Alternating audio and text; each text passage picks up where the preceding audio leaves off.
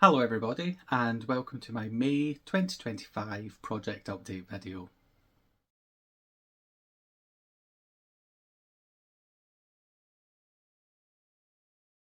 So the past month I have got some serious making done for me on my level of serious making.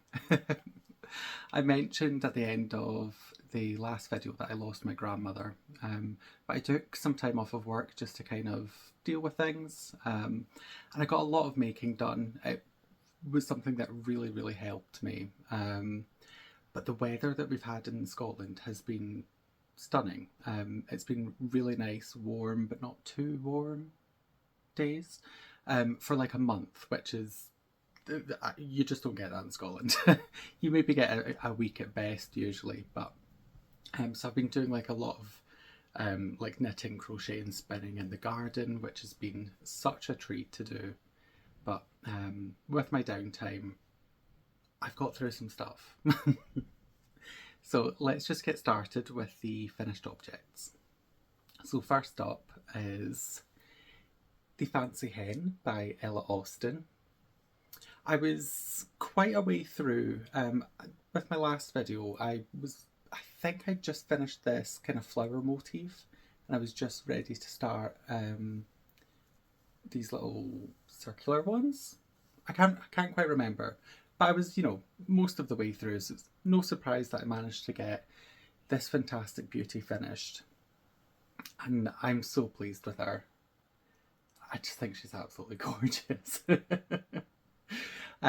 She really has been such a comfort. I loved working on this, and I'm so happy with the finished object. Usually, when I do anything with a face, it always ends up a little bit traumatic looking.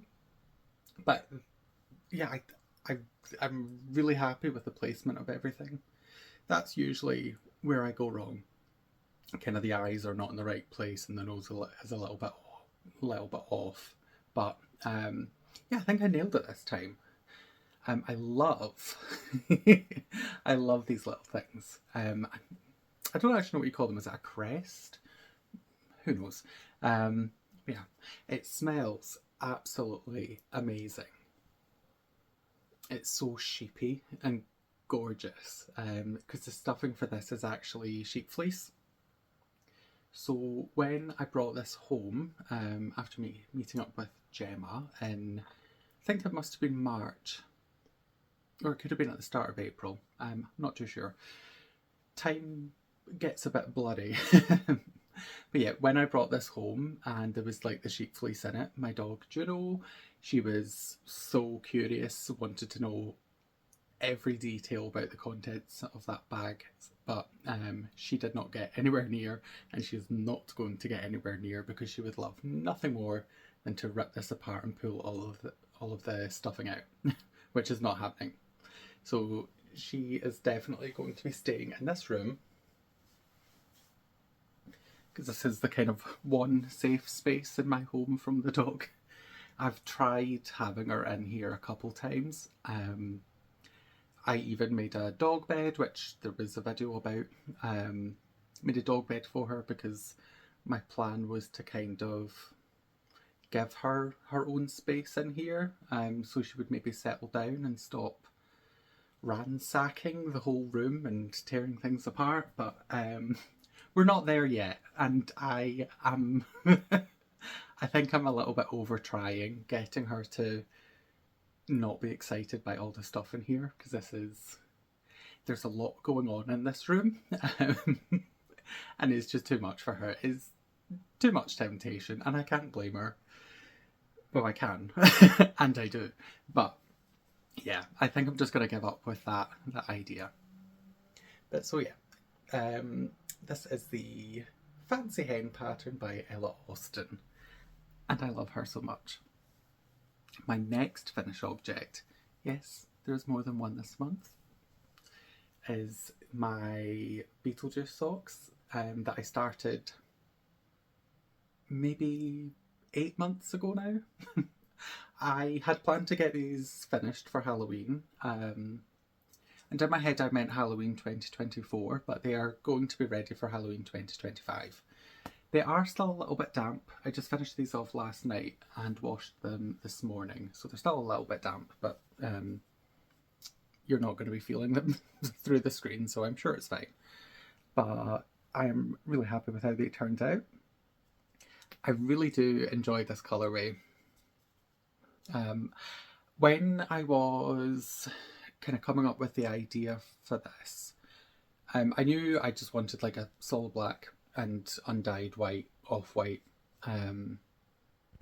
stripes, but the green I had a few different options that I was going over in my head. I didn't know whether to go for like a dark green or a bright green, because in my head I was just thinking of doing like a solid colour. But then when I thought about the character of Beetlejuice, who's, you know, really grungy, could use a wipe, I thought, you know, I'll maybe try having like a kind of grubby splotches throughout.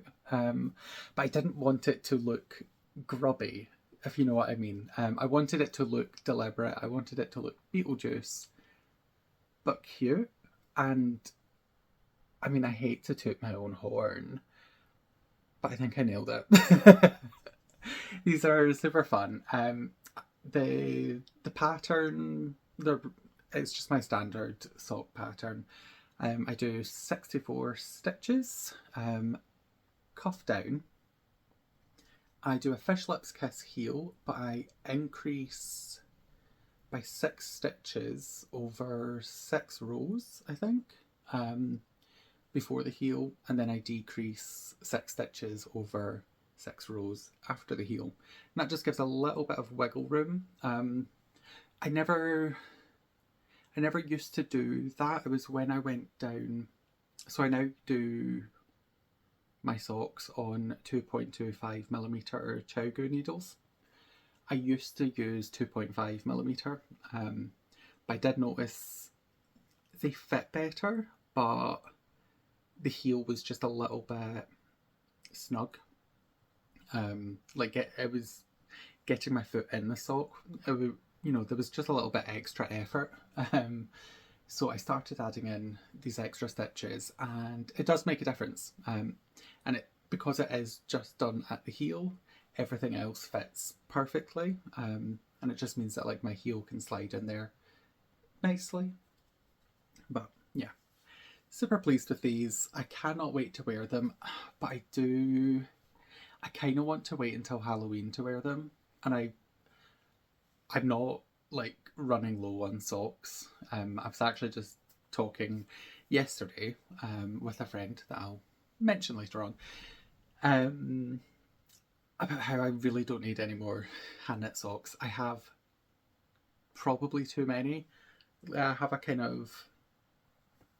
drawer that's like half of it is socks, but it's, you know, when I put the socks in, it's very much I like kind of shove them in the drawer and close it and just worry about opening the drawer later on. But I've loved knitting socks for so long. I did get a little bit bored of them, but I think my mojo's kind of back with them, so I might just start knitting socks for other people, to be honest. But it's finding other people that want hand knit socks. It's not everyone's thing.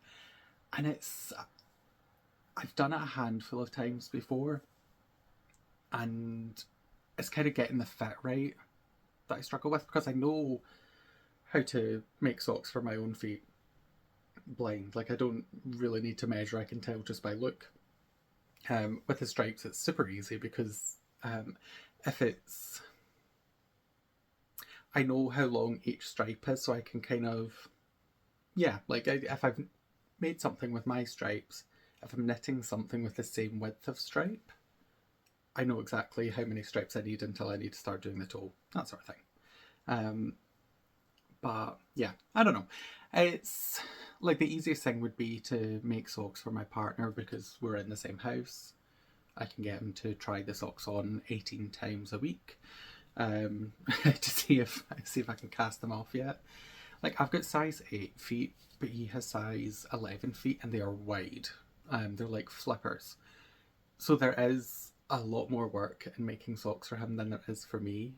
So every time I have made socks for him, I do get to like about, you know, like the kind of 3/4 of the way through the sock, and I'm like, is this through the foot of the sock? And I'm just like, is this not finished yet? And then he does start to get a bit annoyed because it's like twice a day. I'm like, can you try these on? These must be finished now. And they're like still nowhere near. But yeah, super pleased with them. And it actually, so I don't, so there is a shelf here underneath all the plants. And when we were putting the shelf up, so it's got like brackets underneath the shelf that you screw in, but we hit something in the wall. And I was going to deal with it, but that was like 3-4 years ago now. I've never got round to it. And the hook sticks out just enough, and not the hook, the screw sticks out just enough, and it's just the right size for me to hang my sock blockers on. So I'm just going to pop them back.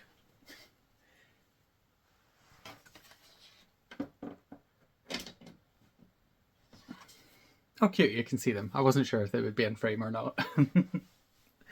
Yeah, that's all the finished objects that I have for this month, but I do have quite a bit more to show. So, we'll start here, just because this is easier to show. So my crocheted shirt, granny square shirt, that I've been working on for the past few months. I have made some more progress with this. The last time I showed this off, I had 12. I think 12 granny squares completed. I now have 19. I'd done the maths earlier, but I've forgotten it. I have more than what I had last month. I think I've made 7 in the past month. I'm not too sure. But I'm pretty sure that I mentioned that I wasn't sure about whether I should add on more kind of motifs. It's not really a motif, but different style of granny square. This, yeah, this is really, oh, there we go. Okay. So, previously, I just had 4 different types of granny square. I'm going to try and separate them out just to show you. You've seen them before, but maybe you would like to see them again. So previously I had 2 rows of each colour, starting with black, ending with a black border. 2 rows of each colour, starting with white and ending with a black border. And then 1 row of each colour, one starting with white, one starting with black, and both ending with a black border. I ended up deciding to just do another 2 styles. And I just done like 3 of each colour basically, one starting in white and one starting in black, and ending with the black border yet again. I don't think it would have looked bad only having the 4. I don't think it will really matter. But the reason I wanted to do these ones is because doing 3 rows of each colour and only having to change colour twice, much better than these ones where you have to change colour every single row. It just gets a little bit annoying. It's fine, but yeah, if I can just make some that are a bit less annoying, I'm going to do it. So that's, yeah, so I'm up to 19 squares. I don't know how many I'm going to need because I don't really have a plan. But I think I will need about 6 squares for length. So I thought that I'll do 6 different types of square, and that way there's none being repeated in each kind of strip. I think when I get to 24 squares, which will be 4 squares of each kind of pattern, I think I'm then going to lay them out and start trying to come up with a plan and do some calculations and see just how many I'm going to need in total. I'm still kind of avoiding thinking about how I'm going to do the collar. I have a vague idea, but I think I'm really going to just have to just try it and see if it works. But my plan is to wear this on holiday. I'm going on holiday in July, so I've still got plenty of time, but less time than when I started. So I kind of need to get a move on with that. But yeah, I kind of have motivation for the granny squares for a while, and then I lose my motivation. This is kind of the issue. And part of that issue is because of having to change colour so often that it wasn't a super relaxing crochet project, and I kind of like my crochet projects to be relaxing. And changing colour, whilst it is not stressful, but it just can just be a little bit annoying. But yeah, so that's my crocheted shirt. My next whip will stick with crochet. So I started something new. So I'd mentioned previously that I wanted to crochet the Very Hungry Caterpillar for my nephew. His birthday is going to be next month. He's going to be 1 year old, which is wild. But the pattern that I have for the Very Hungry Caterpillar, so on the Etsy listing, because I bought it through Etsy, it says that it uses DK yarn, and I was like, that's fine. I was planning on using 4-ply, but I can just hold the 4-ply double, purely because that Sustrena Grena yarn that I buy all the time, that comes in 1,000,001 colours, and I can pick it up from work because it's close to my office. They have all the colours as 4-ply, so I thought I'll just hold that double because I can get whatever colour I want. It's cotton, it's cheap. But yeah, so once I kind of downloaded the pattern and actually read it, it's wanting me to hold DK triple. So whilst it is using double knit yarn, it's actually wanting to hold 3 strands of double knit. And I'm like, okay, so that would be 6 strands of 4-ply. And I was just kind of like, I can't deal with this right now. Like, I can't be bothered then trying to, because I was trying to figure out the yardage, the meterage of how much of each colour I would need to buy. And that totally threw a spanner into the works of the calculations I would need to do. And I just kind of went, not today. I still really want to make it. It looks so cool, and I was obsessed with the Very Hungry Caterpillar as a child, and I really want to pass that on to someone. And while I could make it for my dog, that's not happening. But so I put that idea on the back burner. And then one of my friends from the International Virtual Knit Nights, who actually lives in Australia, which is where my nephew lives, she'd mentioned that she was making something for one of her family members who's about the same age as my nephew. And it's a pattern, I can't remember the exact name, but it's something like Hooded Bear Cardigan. I'll put all the details, I'll try put them on screen, but I'll have them in the little box down below anyway. But so I made really, really good progress with this.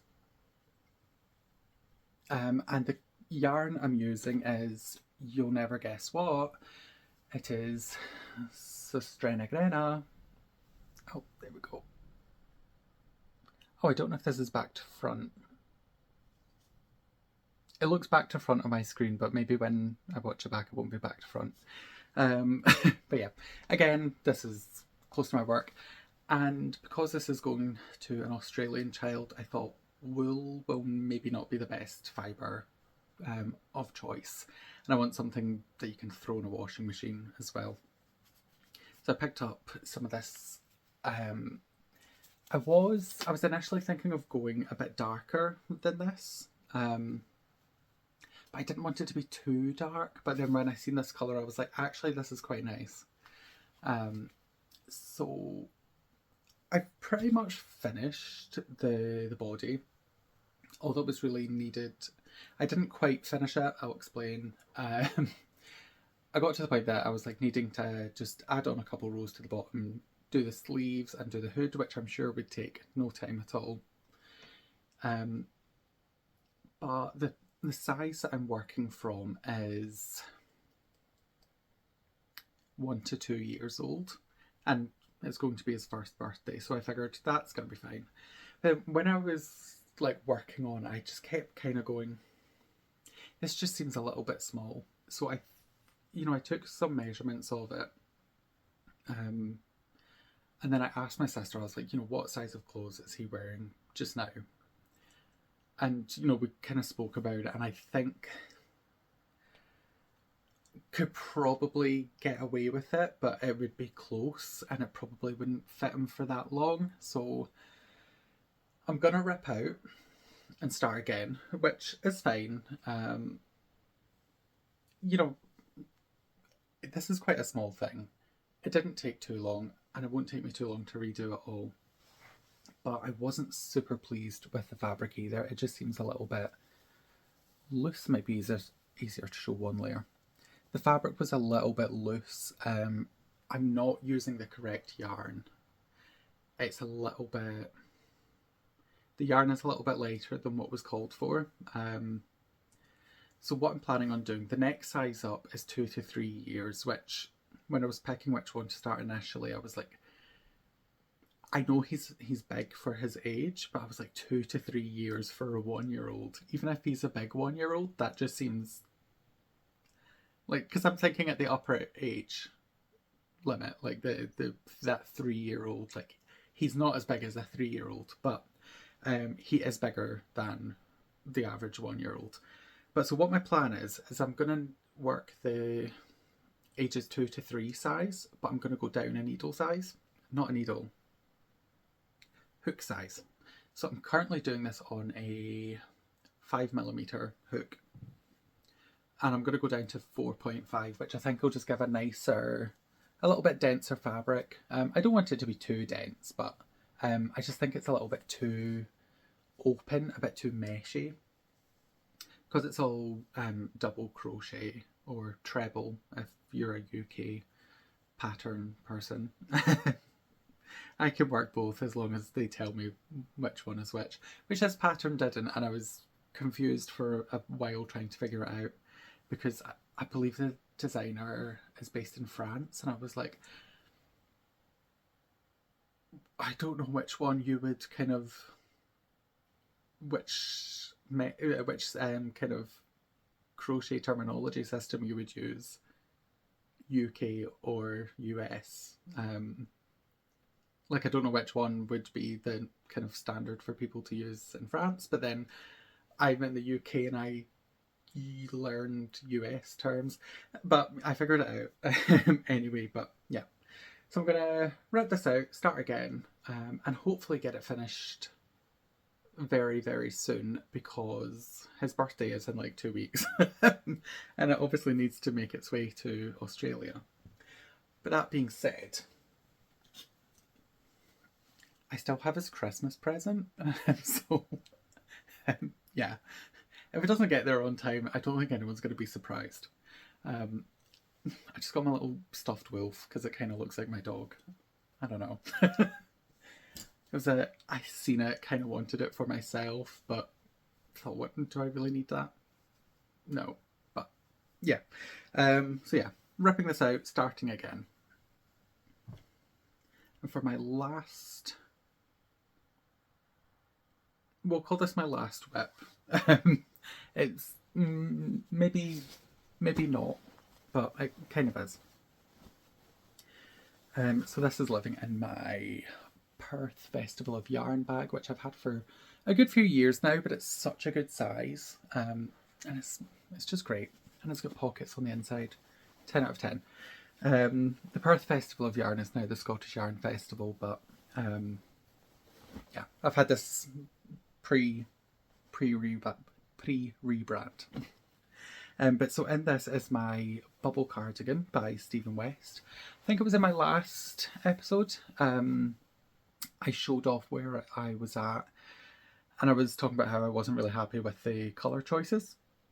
Whilst I loved all the yarns individually, the way they were working together, it was a little bit muddy.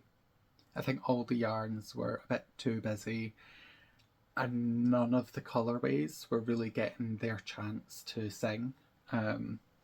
So I ripped out and I started again,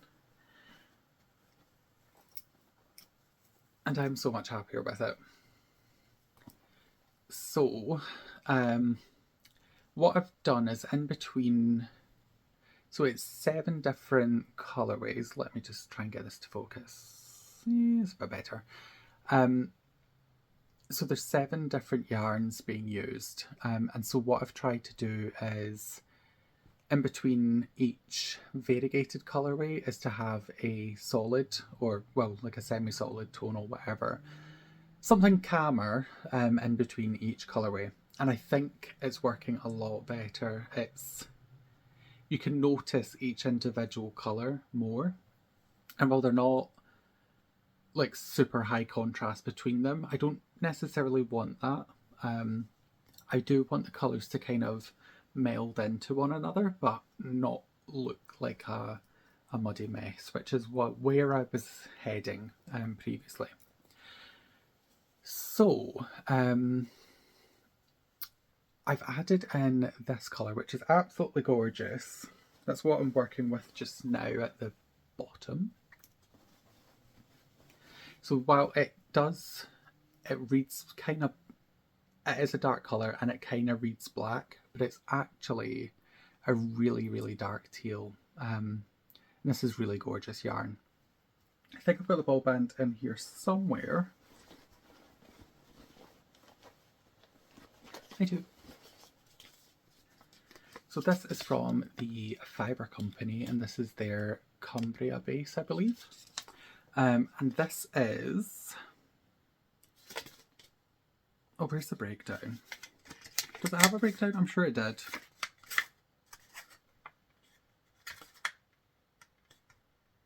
Okay, I don't think it tells you the percentages on the ball band, but it's a blend of Masham, Merino and mohair, and it is absolutely stunning.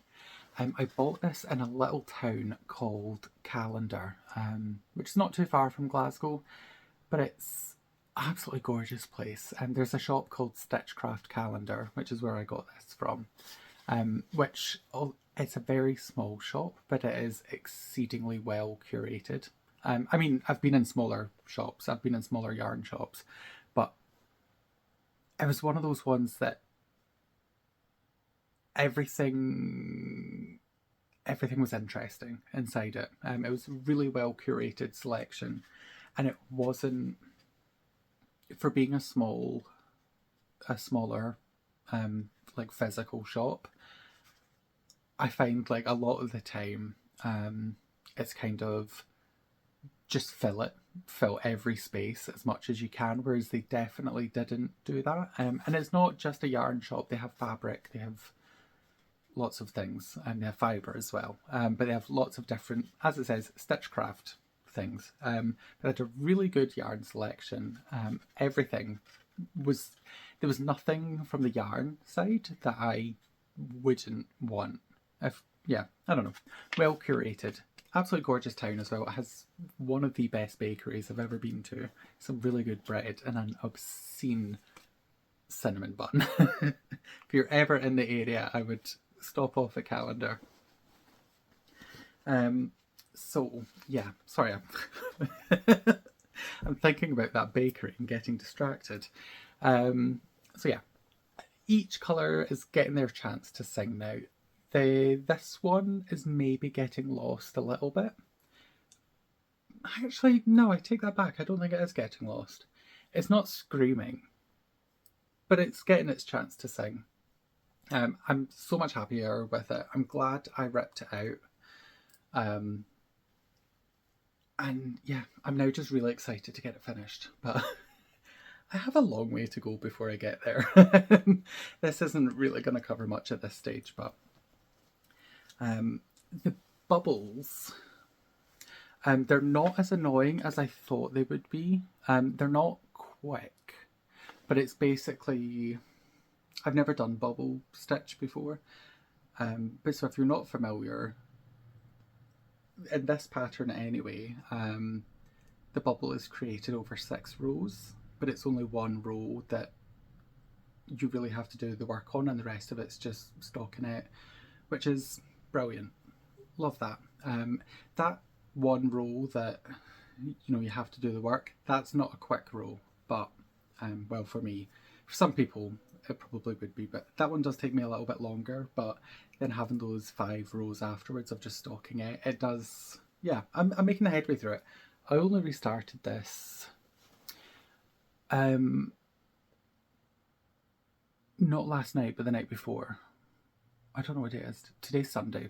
So I think it was Friday night when I got home from work. I think I restarted this. So, and I didn't touch it at all yesterday. So I'm making, yeah, I've made some good progress in the short period of time that I've had this to make progress on. So that is my last whip, but there's kind of some other things that I've started, and yeah. Yeah, I'll just show you the thing I'm talking about. It's not really a work in progress because I've not technically started it, but I kind of have. So I mentioned in my last video that I've been enjoying some embroidery. So I've sketched out my next project, which this one's a little bit scary because I'm just making this one up as I go along. I'm starting with an anatomical heart kind of idea, and then my plan is to just fill the whole fabric around the heart with different types of flower. Not necessarily different like species of flower, but using different embroidery techniques to create flowers in different colours. So I'm kind of wanting to use this as a sampler to try out a bunch of different embroidery techniques to create flowers. No real plan. There's never a plan. But yeah, I've not actually started the stitching yet. I've just done that, which is why it's not a work in progress, because I've not really started doing the work, but I just thought I would give it a mention anyway. I don't know if when I'm actually going to start stitching that, because some other stuff has cropped up that I'm very excited about, which I will show shortly. And then the last thing, this is really random, and I don't know if anyone will be interested, but I'm going to show anyway. I very much in the spirit of just trying to find some dopamine, just trying to find some joy. I've just been throwing myself into new things. I decided to give lino cutting, lino printing. Decided to give that a try, and so I've cut out a little design on a block of lino. I've never done this at all ever before, so my kind of plan for this was I just wanted to do it. I was excited about having the chance to try something new that I've bought a whole bunch of materials for, and I just wanted to just do something random that didn't involve too much thought or planning. So I just threw down some shapes essentially, just to get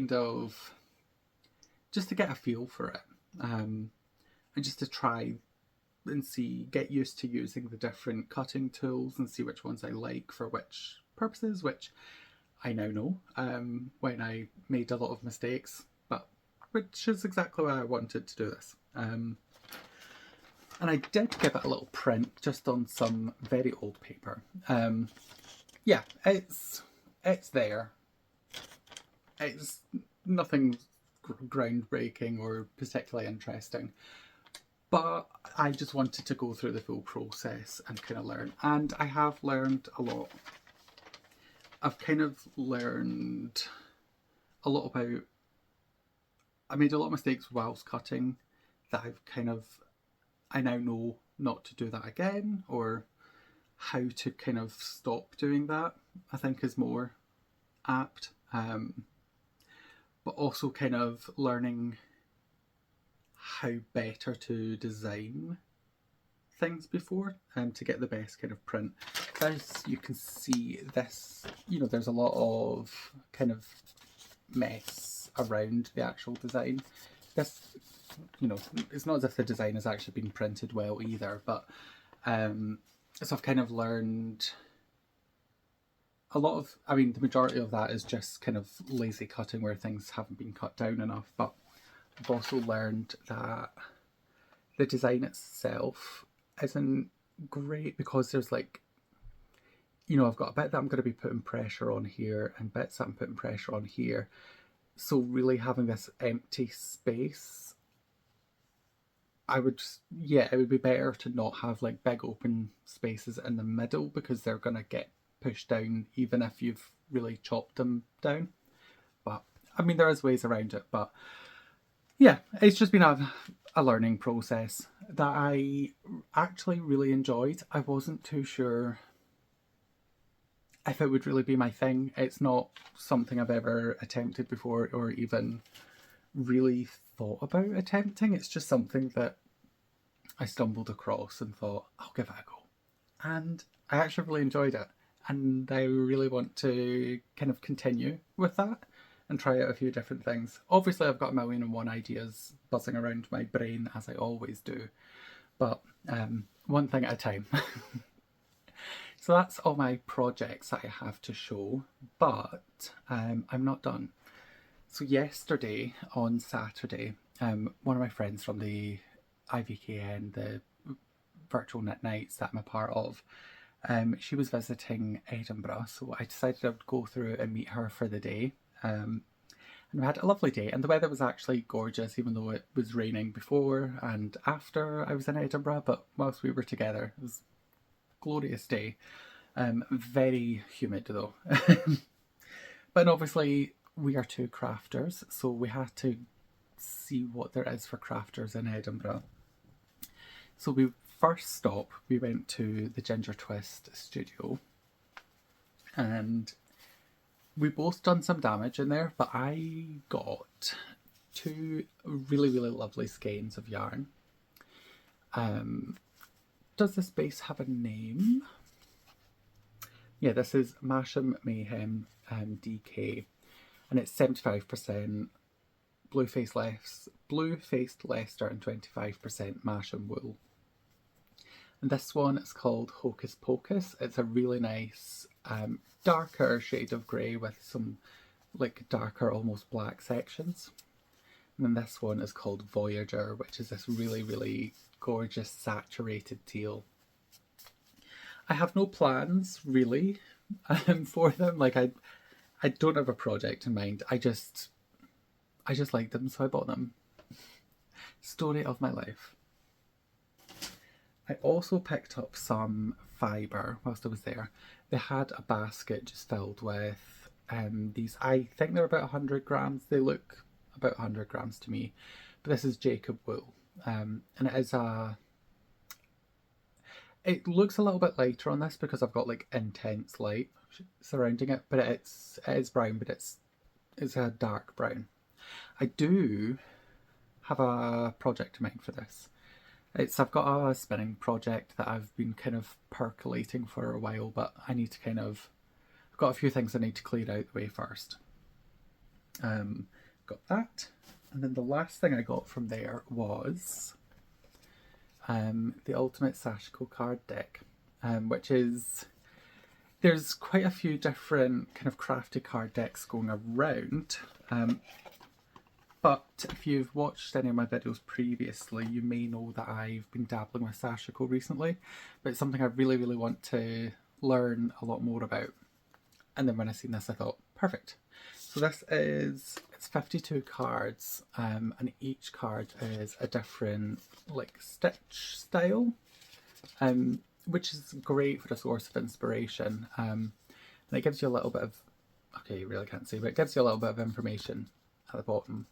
But on the back, it gives you the directions on how to map out the stitching, which is great because I need help in a lot of different ways. But yeah, I'm really excited to get stuck into this, and it's kind of made me want to make a really big piece and just do a whole bunch of different stitches from the card deck. I don't think I would go through all 52 and do like, just, that seems like a really, really big project.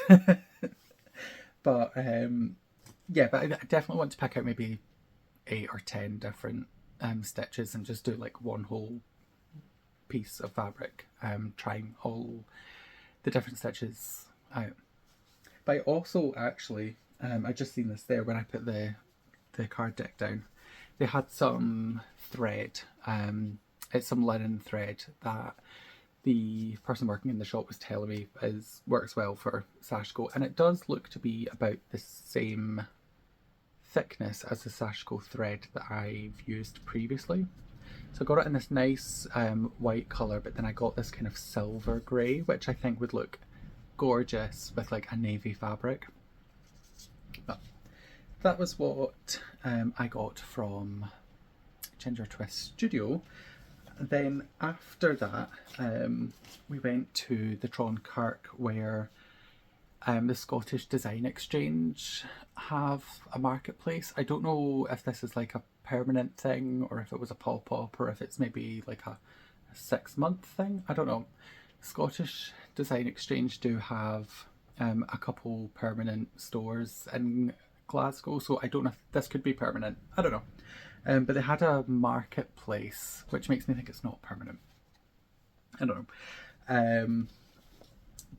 And I went to the Paraffle stall, and I've actually purchased some of their stuff from a shop in Glasgow at the Design Exchange. They do embroidery kits. They do cross stitch as well, but that's not my thing. Yeah, anyway, maybe in the future. So first I got this, let's try and get you to focus, this gorgeous red squirrel embroidery kit. And it's like, you know, it's small, but it's just so cute. I can't wait to get started with that one. I find it funny that people kind of associate red squirrels with Scotland, but I have never seen one in Scotland. I seen one once in the middle of Berlin, like in the middle of the city. I think he was lost, but yeah, really excited to start this one. They did have a puffin the same size that I was really in love with, but the squirrel caught my heart. But they did have puffin needle minders. So I decided I don't actually own any needle minders. So I thought, well, I need a needle minder, and this way I still get my puffin. So, very cute. And then I got this kit as well. So this is like a cherry blossom kind of garden scene. And they had a few different kits. This one's a bit bigger. They had a few different kits this size that were lovely. But a lot of them had like kind of neutral backgrounds, and my vision is to have this on the wall. Everything in my house is kind of greys, very neutral, so I'm trying to bring like colour into the wall. I am starting. Because this has a nice kind of navy background and all the bright colours, I thought this would be a really nice addition to the like crap wall. Not that it's crap that's on it, but there's just a lot of stuff. But also this is mostly made up of French knots, which is something I struggle with. I can do them, they just don't look great. I definitely need some practice doing them. I'm definitely going to get practice. This is going to be my trial by fire French knot lesson. I don't know. But I also kind of thought, so I have this one here, which is still not, I've still not tidied it up and mounted it on the wall. But so this is very, very autumnal.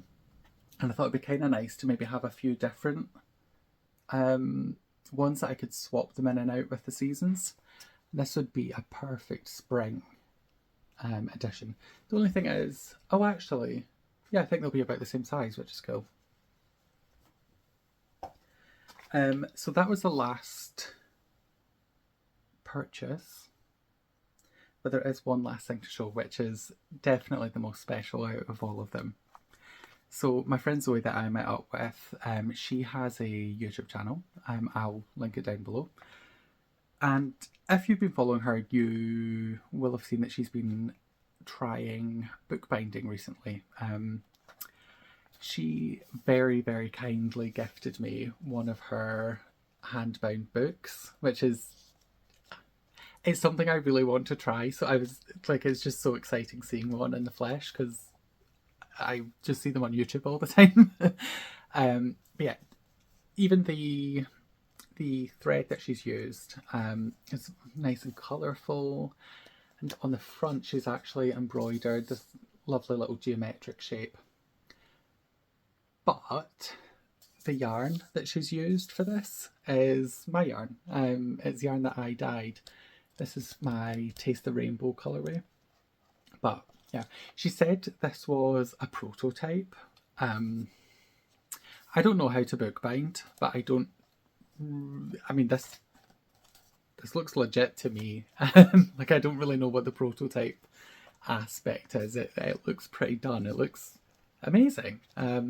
But I was so happy to receive this. This is such a wonderful surprise. And it's so special. And I really want to, I mean, my biggest instinct is you can never touch this. You can never let a pen anywhere near this. You'll ruin it. But it's that special. I do want to use it. I don't know. I don't want it to just sit in a cupboard and never be looked at. This is such a beautiful piece of art. It needs to be handled and seen. So I want to try and come up with something special. I was thinking, oh, I could use it as like a project journal, but I don't know. We shall see. Oh, this could be my like recipe book for my different colorways. I always wanted a special book to put them in, because they're just saved as notes on my phone. But I always thought like it would be really cool to have like a special dye book. Oh, that's an idea. And I could like print out like a picture of the colorway and then all the different dyes that have been used. Oh, that might be an idea. But yeah, if you're watching this, Zoe, thank you very, very much. This is truly a wonderful and special gift. But that is all that I have to show you this time round, and this is going on a little bit longer than I thought it would. My plan was to kind of run through this, but whatever. Thank you very much for watching. I hope you did enjoy it, and I will see you in the next video. Bye bye.